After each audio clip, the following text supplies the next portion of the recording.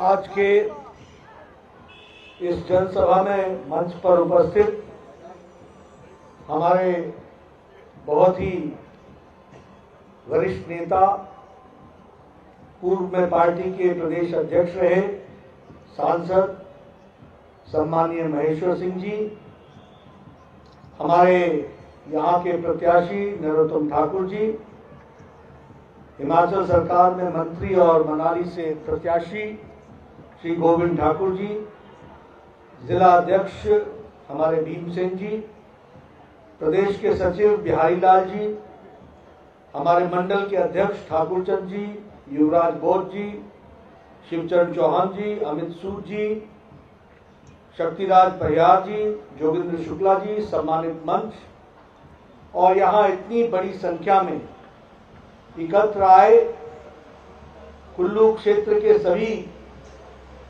स्थानों से आए हुए देवियों और सज्जनों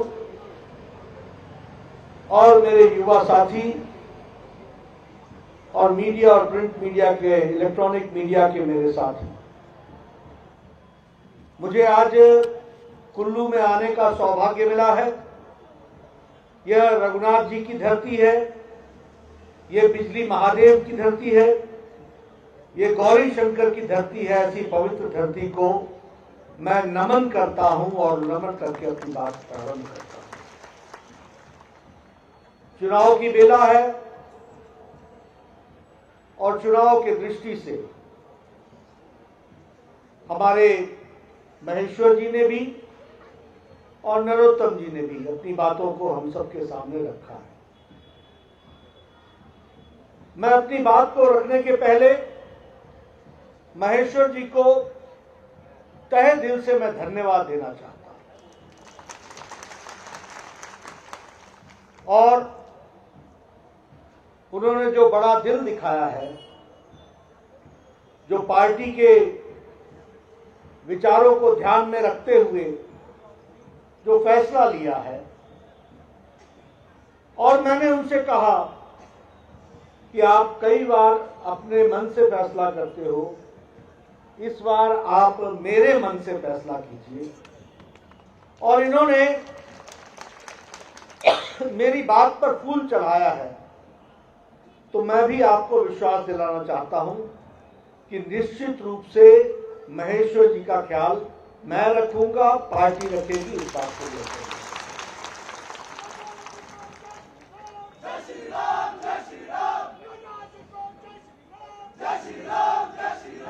मित्रों, जब मैं चुनाव के बारे में चर्चा करता हूं तो मैं एक बात देख रहा हूं। सुबह से निकला हूं, लाहौल स्पीति में सुबह सुबह ठंड में कितनी बड़ी संख्या में लोग एकत्र आए।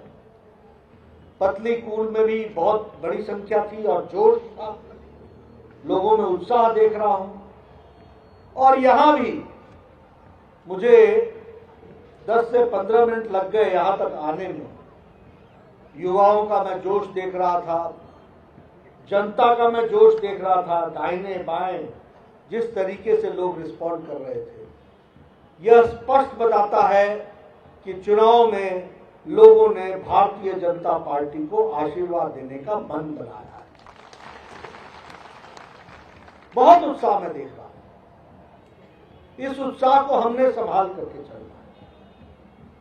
और हमने ये कहा भी कि हम राज नहीं, रिवाज बदलेंगे। और रिवाज बदलेंगे क्योंकि मोदी जी ने देश की संस्कृति बदल डाली, राजनीतिक संस्कृति बदल डाली। इसको हमको समझना होगा। अभी महेश्वर जी बता रहे थे कि उन्होंने क्या क्या काम किए, जयराम जी ने कितना पैसा दिया, जब कहा तब दिया, जब बोला तब दिया। ये कैसे हुआ, ये क्यों हुआ और पहले क्यों नहीं हुआ? ये इसलिए हुआ कि डबल इंजन की सरकार है, मोदी जी का आशीर्वाद है और जयराम जी के द्वारा धरती पर उतारा जा रहा है, जो महेश्वर जी उसको धरती पर उतार रहे हैं। इसलिए राजनीति की संस्कृति क्या बदली? रिपोर्ट कार्ड की राजनीति। जो काम किया है उसको लेकर के जनता के बीच में जाना। आप बताइए कांग्रेस के जमाने में कभी आपने सुना कि कोई नेता आया हो और उसने आपको कहा हो कि अब ये काम मैंने किया है? कभी सुना आपने? कांग्रेस के जमाने में सुना आपने?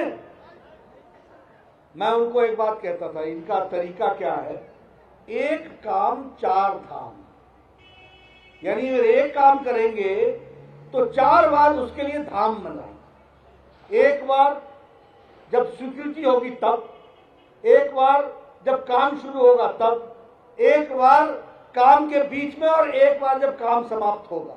और इसमें 4 एमएलए बदल जाते थे। ये उनकी स्थिति थी। हमारे यहां कोई धाम नहीं, सिर्फ काम, काम ही काम, ये हमारा लक्ष्य लेकर के हम चले। और इसीलिए आप देखेंगे कि मोदी जी के नेतृत्व में देश बहुत तरक्की भी की, मजबूती भी आई, सुरक्षित भी हुआ और दुनिया में नाम भारत का हुआ है। इसको हमको याद रखना है। आज हम आत्मनिर्भर भारत की ओर जा रहे हैं। आज हम सामाजिक आर्थिक परिवेश में बहुत बड़ा परिवर्तन आ रहा है। आज हम ब्रिटेन को पछाड़ करके 5वीं अर्थव्यवस्था बन गए, 5वीं अर्थव्यवस्था दुनिया में बन गई। उसी तरीके से अब जब भारत बोलता है तो दुनिया सुनती है। ये मोदी जी की ताकत है जिसने ये बदलाव लाया है। और कभी भी कोई क्राइसिस आता है तो सब लोग अब भारत क्या स्टैंड लेता है इसके बारे में सोचने लगे। इसलिए देश का नजरिया प्रधानमंत्री मोदी जी ने दुनिया के सामने बदल डाला है। इसको भी हमको याद रखना चाहिए। आप देखिए, कोविड की बात करते हैं, मैं ज्यादा समय आपका नहीं लूंगा, लेकिन नेता सही आने से क्या फर्क पड़ता है वो आपको जरूर बताऊंगा। मैं स्वास्थ्य मंत्री रहा। इस देश में 25 साल लग गए ट्यूबरक्लोसिस की दवा को आने में। इस देश में टेटनस की दवा को आने में 30 साल लग गए। इस देश में स्मॉल पॉक्स की दवा बनने के बाद भारत में आने में 28-30 साल लग गए। इस देश में जापानी बुखार की दवा आने में 100 साल लग गए। 100 साल। 1906 में जापान में बन गया था, 2006 में भारत में आया। ये पल्स पोलियो की जो आप दवा लेते हैं, इसको भारत में आने में 25 साल लगे। लेकिन कोविड 2020 की जनवरी में आया और कोविड से लड़ने के लिए दवा की तैयारी मोदी जी ने अप्रैल 20 से शुरू कर दी और 9 महीने के अंदर एक नहीं 2-2 वैक्सीन बना करके भारत को दिया। ये मोदी जी ने। और आप सब लोग बड़े नजदीक बैठे हो, मैंने पतलीपुर में भी कहा, बिना मास्क के बैठे हो, इसलिए कि 219 crore double dose with booster लगा करके मोदी जी ने हम लोगों को सुरक्षा कवच, स्वास्थ्य का कवच पहना दिया है। इस कारण हम बगैर मास्क के देश को सुरक्षित कर दिया। 100 देशों को कोविड की दवाई भिजवा दी, 48 देशों को मुफ्त भिजवा दी 2.5 करोड़ कोविड की दवा। मैं पहले भी कहता था कि भारत पहले मांगता था, आज भारत देने वाला बन गया, लेने वाला नहीं, देने वाला बन गया। तो इसलिए हम देखेंगे कि जिस तरीके से इलेक्ट्रॉनिक एक्सपोर्ट्स की बात करें वो हमारा दुगना हो गया है। हमारा फार्मा का एक्सपोर्ट्स जो है वो भी हमारा दुगना हो गया है।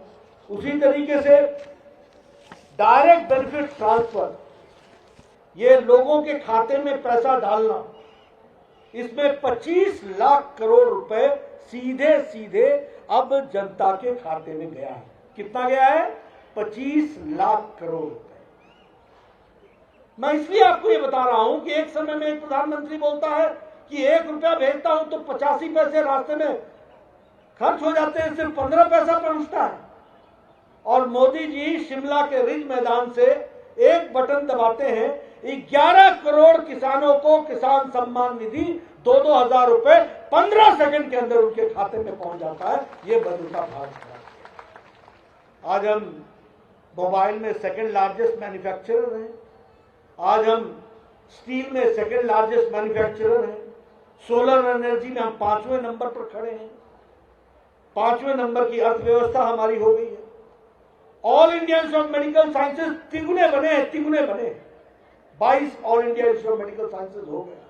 और आपको खुशी होगी कि बिलासपुर में भी all India Institute of Medical sciences बन गया। अब आपको पीजीआई नहीं जाना पड़ेगा, आपका इलाज यही हो जाएगा। इसलिए मित्रों, अभी महेश्वर जी आपके सामने बता रहे थे, कीरतपुर से लेकर मनाली तक की जो सड़क है जिस पर काम चल रहा है और बन भी रही है, फ्लाईओवर्स भी बन रहे हैं। आजकल तो आप लोग सराटेदार तरीके से गाड़ी में बैठा एक्सीलेटर ही दबाते हो, ब्रेक तो दबाते ही नहीं हो, एक तरफ से चलते हो। इसमें 60,000 करोड़ रुपए खर्च हो रहे, 60,000 करोड़, ये हमको समझना होगा। और ये डबल इंजन की सरकार इसलिए है कि जयराम जी उसको धरती पर लगा रहे हैं, महेश्वर जी उसकी चिंता कर रहे हैं, आगे नरोत्तम जी भी उसकी चिंता करेंगे, और मोदी जी के आशीर्वाद से पैसा नीचे पहुंच रहा है। ये डबल इंजन की सरकार है जिसको हमको समझना है। मित्रों, हम स्पेशल कैटेगरी स्टेट थे। कांग्रेस के लोगों से पूछो, उन्होंने फाइनेंस कमीशन के माध्यम से हमारा स्पेशल कैटेगरी स्टेट ले लिया।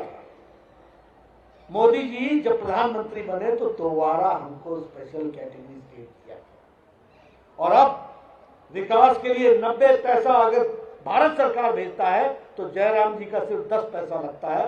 पहले 40 पैसा हमको देना पड़ता था, 60 पैसा केंद्र देता था। अब वो 90-10 का रेशियो हो गया। सिर्फ महेश्वर जी उसकी चिंता कर रहे हैं, आगे नरोत्तम जी भी उसकी चिंता करेंगे, और मोदी जी के आशीर्वाद से पैसा नीचे पहुंच रहा है। ये डबल इंजन की सरकार है जिसको हमको समझना है। मित्रों, हम स्पेशल कैटेगरी स्टेट थे। कांग्रेस के लोगों से पूछो, उन्होंने फाइनेंस कमीशन के माध्यम से हमारा स्पेशल कैटेगरी स्टेट ले लिया। मोदी जी जब प्रधानमंत्री बने तो दोबारा हमको स्पेशल कैटेगरी स्टेट दिया, और अब विकास के लिए 90 पैसा अगर भारत सरकार भेजता है तो जयराम जी का सिर्फ 10 पैसा लगता है। पहले 40 पैसा हमको देना पड़ता था, 60 पैसा केंद्र देता था। अब वो 90-10 का रेशियो हो गया। सिर्फ 10 पैसा प्रदेश देता है, 90 पैसा केंद्र देता है। यह परिस्थिति आकर के खड़ी है। उसी तरीके से आप बताइए, ये लाहौर का रास्ता बंद हो जाता था कि नहीं अक्टूबर नवंबर में, और जाकर के खुलता था शायद मार्च में, मई में जाके खुलता था, और सारा सामान मिलिट्री का सारे का सारा सामान 6 महीना सिर्फ लोडिंग होती थी। अटल जी ने अटल टनल का प्रस्तावना की, काम शुरू हुआ, केंद्र में सरकार हमारी चली गई। 1999 से लेकर 2014 तक सिर्फ 1300 मीटर, 1300 मीटर ही टनल खुली थी। और जब मोदी जी फिर से आए तो 10 किलोमीटर का अटल टनल बना करके समर्पित कर दिया, और हिमाचल प्रदेश को विकास की एक नई कहानी। इसलिए मित्रों, डबल इंजन का अर्थ समझना चाहिए। धूमल जी की सरकार थी, अटल जी की नहीं रही तो काम बंद हो गया। आज लेह के लिए रेलवे लाइन निकल रही है। 2015 में मोदी जी ने कैबिनेट कमेटी ऑन सिक्योरिटी से इसको अप्रूव करा दिया, पास करा दिया। स्वर्गीय वीरभद्र जी की सरकार थी, 2017 तक जमीन ही नहीं मिली। 2017 के बाद जयराम जी ने जमीन दिलवाई, और अब काम तेजी से शुरू हुआ है, और लेह तक के लिए रेलवे लाइन बनाने की बात कर रही है, की जा रही है। इसलिए मित्रों, डबल इंजन का सरकार का अपना अर्थ होता है, और अपना ही उसका फायदा होता है। अगर हम बात करें बल्क ड्रग पार्क की, 2000 करोड़ रुपए उसमें खर्च हो रहे हैं। उसी तरीके से Indian institute of information technology वह भी बन रहा है। उसी तरीके से वंदे भारत ट्रेन भी चल पड़ी है। बिलासपुर में देश का पहला हाइड्रो इंजीनियरिंग कॉलेज वो भी तैयार हो गया, वो भी शुरू हो गया है। उसी तरीके से गवर्नमेंट जो ये अपना एम्स है, All India Institute of Medical sciences, 5 साल के अंदर बन करके तैयार हुआ। 5 साल के अंदर 1475 करोड़ रुपए उस पर खर्च। और उसी तरीके से ये अभी मुझे बताया गया कि यहाँ पर कोई कुल मिलाकर के 3650 के डेवलपमेंट प्रोजेक्ट्स को प्रधानमंत्री जी ने झंडी दी और उसको शुरुआत की गई। उसी तरीके से 31 किलोमीटर का जो नालागढ़ से पिंजौर तक का हाईवे है वो 4 लेन हो रहा है। उसी मेडिकल डिवाइस पार्क वह भी नालागढ़ में बन रहा है। तो हिमाचल प्रदेश छोटा सा प्रदेश, कभी जिसको किसी ने पूछा नहीं, कांग्रेस के नेता तो हिम्मत ही नहीं करते थे कि किसी बात को रख सके। मैं ठीक बोल रहा हूं कि नहीं बोल रहा हूं? ठीक बोल रहा हूं कि नहीं बोल रहा हूं? मोदी जी के राज में कहीं 2000, कहीं 1400 करोड़ रुपए, कहीं 60,000 करोड़ रुपए, कहीं 3000 करोड़ रुपए, कहीं 2000, 1000 करोड़ रुपए, इस तरीके से स्कीमों को मिल रहा है। ये संभव हुआ है तो इसलिए कि डबल इंजन की सरकार है, मोदी जी का आशीर्वाद है और धरती पर जयराम जी भी उसको कर रहे हैं। इस कारण से ये हो पा रहा है, ये हमको समझना चाहिए। Indian institute of management Sirmaur में ये भी खोला जा रहा है। वाटर स्पोर्ट्स सेंटर्स खोले जा रहे हैं। मंडी में अब एयरपोर्ट बनने की बात हो रही है, उसका भी MOU साइन हो गया। आप समझिए जब एयरपोर्ट मंडी में हो जाएगा तो कितना फर्क पड़ जाएगा, इसको भी हमको ध्यान में रखना चाहिए। उसी तरीके से अगर हम कहें हाटी को ट्राइबल स्टेटस दिया गया, यह भी एक बहुत बड़ा काम है जो लंबे समय से रुका हुआ था, उसको किया गया है। मित्रों, एक बात और मैं कहना चाहता हूं कि मोदी जी के राज में और जयराम जी के राज में, डबल इंजन की सरकार में महिलाओं के लिए, युवाओं के लिए बहुत बड़ा काम है। ये उज्ज्वला योजना है, ये हिमाचल गृहिणी योजना, ये गैस का चूल्हा देना, ये छोटा काम नहीं है। आप बताइए, बहनें पहले जंगल में जाकर के लकड़ी काट के लाती थी कि नहीं लाती थी? बस लाती थी कि नहीं लाती थी? उसको इकट्ठा करके सुखाती थी कि नहीं सुखाती थी? और उसके बाद उससे चूल्हा जलता था और एक दिन में धुआं छाती पर लेकर, फेफड़ों में लेकर कम से कम 200 सिगरेट का धुआं वो अपनी छाती पर लेती थी। बीमारी होती थी सो अलग। आज घर घर गैस का चूल्हा प्रधानमंत्री जी ने पहुंचाया और गृहिणी सुविधा के दृष्टि से कार्यक्रम को पूरा किया तो वो जयराम ठाकुर जी ने किया। और आपको जान करके खुशी होगी कि इसी उज्ज्वला योजना में 1,37,000 लोगों के घर में गैस का सिलेंडर पहुंचा और मुख्यमंत्री गृहिणी सुविधा योजना के तहत यह 3,23,000 गैस का कनेक्शन पहुंचा। वो भी हमको याद रखना चाहिए। प्रधानमंत्री आवास योजना में 28,000 लोगों को घर बनाने की सुविधा दी गई। जब मैं MLA था तो मेरा BDO बोलता था एक पंचायत में एक घर बनेगा, कोई बता दो, एक पंचायत में एक घर। और मैं बोलता था एक अनार 100 बीमार, किसको दूं किसको नहीं दूं। आज आपके हिमाचल प्रदेश में मोदी जी ने किसी को रखा ही नहीं है, सबको प्रधानमंत्री आवास योजना में लेकर के 28,000 लोगों को एक साथ बना करके वो देने का काम किया। आयुष्मान भारत, मैं पहले भी मैंने बताया, हमारे पास लोग एप्लीकेशन लेके आते थे, इसका बाईपास होना है जी, इसके पास पैसे नहीं है, इसकी किडनी का ऑपरेशन होना है, इसके लीवर का ऑपरेशन होना है, इसके और किसी चीज का ऑपरेशन होना है, पैसे नहीं है, इसको 2 लाख दे दो, इसको 1 लाख दे दो, ऐसी एप्लीकेशनें आती हैं। आज हिमाचल प्रदेश में आयुष्मान भारत में और हिम केयर में सभी लोगों को 5 लाख रुपए का हेल्थ कवर दे दिया गया है और उसके कारण 4,17,000 परिवार को आयुष्मान भारत में और 5,30,000 परिवार हिम केयर में 5 लाख सालाना हेल्थ केयर से जोड़ दिया गया है। ये भी हमको ध्यान रखना। आज घर घर नलके लग रहे हैं, 8,32,000 लोगों पे 82,000 लोगों के घर में नलके लग गए।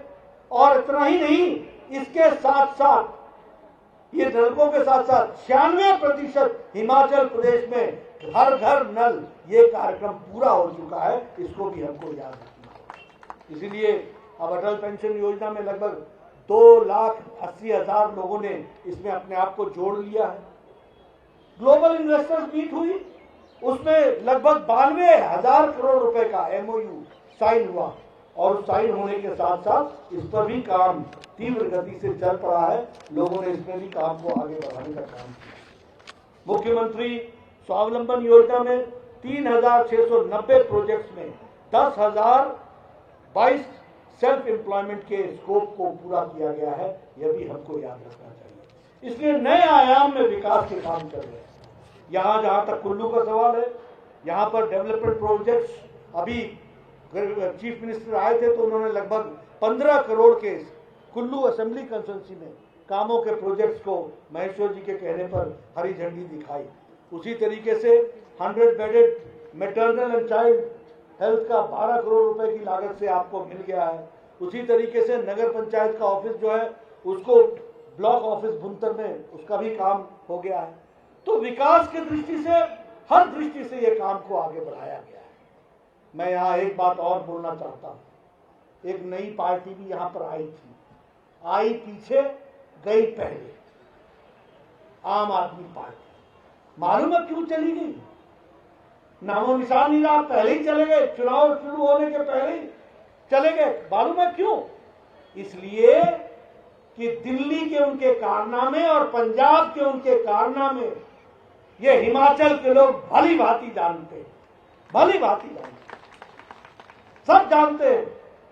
ऊपर से नीचे तक भ्रष्टाचार मचा रखा है। बात शिक्षा की करते हैं, घोटाला शराब की करते हैं, और शराब और शिक्षा में दोनों में घोटाला, घोटाले पे घोटाला, पानी में घोटाला, बिजली में घोटाला। ये घोटाले वाली पार्टी यहां आई, लेकिन हिमाचल के ईमानदार लोग जो सब समझते हैं, क्योंकि पड़ोस का ही तो मामला है। बोलो पंजाब के अंदर कोई सरकार नाम की चीज रह गई है अब? क्या कुछ रह गई क्या?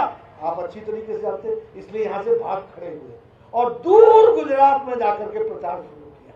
और गुजरात वहां जहां भारतीय जनता पार्टी पिछले 27 साल से आगे बढ़ी हुई है और सरकार में है, वहां भी उनको मुंह तोड़ जवाब मिलेगा। इस बात को भी हमको ध्यान देना। मेरे से कल पत्रकार बंधुओं ने पूछा, यहाँ पर 31 सीटों पर चुनाव लड़ने, मैंने कहा हाँ ये लड़ते हैं। उत्तर प्रदेश में लड़े थे, 350 में 349 सीटों पर जमानत जब्त कराई। उत्तराखंड में लड़ने गए थे, 69 सीटों में 65 सीटों पर जमानत जब्त कराई। गोवा में लड़ने गए थे, 39 सीटों में 35 सीटों पर जमानत जब्त कराई।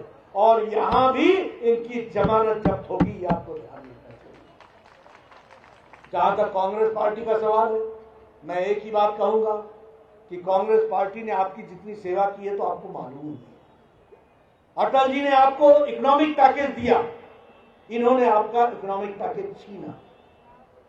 हमारे यहां स्पेशल कैटेगरी स्टेट था, इन्होंने स्पेशल कैटेगरी स्टेट समाप्त किया। विकास के कामों को रोका, हर तरीके से ब्रेक लगाने की कोशिश की।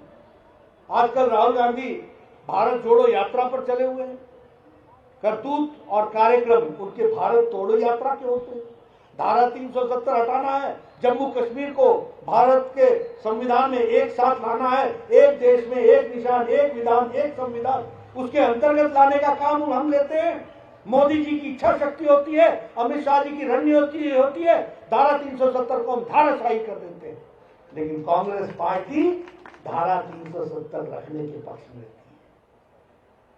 जवाहरलाल नेहरू ने जितना भाषा के आधार पर और क्षेत्र के आधार पर स्टेट्स का डिवीजन किया, उसका नतीजा हम लोगों ने भुगता।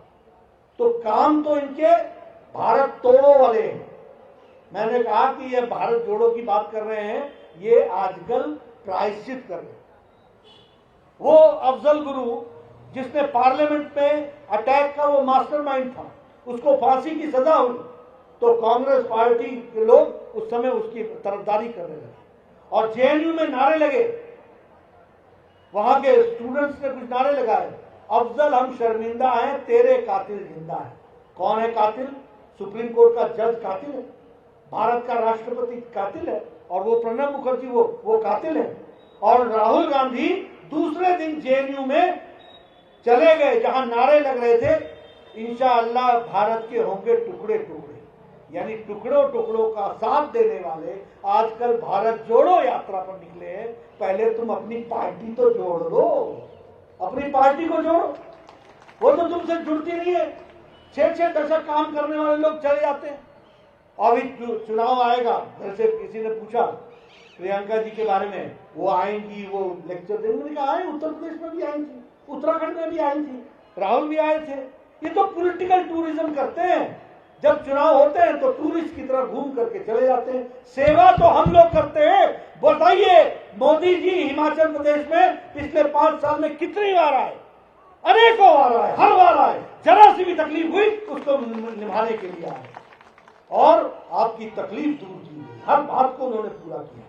इसलिए मित्रों, मैं हमेशा आप लोगों को बताऊंगा कि यह चुनाव कोई नरोत्तम जी का चुनाव नहीं है, यह चुनाव महेश्वर जी का चुनाव नहीं है, ये सब हमारे वरिष्ठ नेता हैं। इनको सबको जिम्मेवारियां मिलेगी और सबको जिम्मेवारियों के साथ नए नए काम पे लगाया जाएगा, इसमें कोई दो राय नहीं। लेकिन यह चुनाव विकास का चुनाव है, यह अपने हक का चुनाव है, यह अपने आप को आगे बढ़ाने का चुनाव है, यह डबल इंजन ला करके पूरी मुख्य धारा में शामिल होकर के विकास को आगे बढ़ाने का चुनाव है। आप बताइए, कभी कोई भारत का प्रधानमंत्री दशहरा मनाने कुल्लू आया? कभी आया? प्रधानमंत्री जी आए, उन्होंने दशहरा भी देखा। और ऐसा नहीं है, जब वो प्रभारी थे तब भी आए थे, तब भी उन्होंने, वो बिजली महादेव भी गए थे, उनको इतना लगाव है इस इलाके से। हमसे हमेशा पूछते हैं क्या चल रहा है कुल्लू का, बताओ, और हम बताते हैं उनको उसका क्या हाल है, उनका क्या हाल है, उनका क्या हाल है, 25 नाम लेकर के पूछते हैं। तो हमारे मोदी जी जितना प्यार हम सबको करते हैं हमेशा, आज वो दशहरे में आए थे यहाँ पर, उन्होंने रघुनाथ जी के दर्शन भी किए, साथ हमारे महेश्वर जी से भी मिले। ये बताता है कि भारतीय जनता पार्टी में हमारे शीर्षस्थ नेता मोदी जी इस इलाके को कितना प्यार करते हैं। और ये समय आया है 12 नवंबर, जब उनके प्यार का जवाब देने के लिए हम भी अपने हक को अदा करें, ये हमारी जिम्मेवारी है।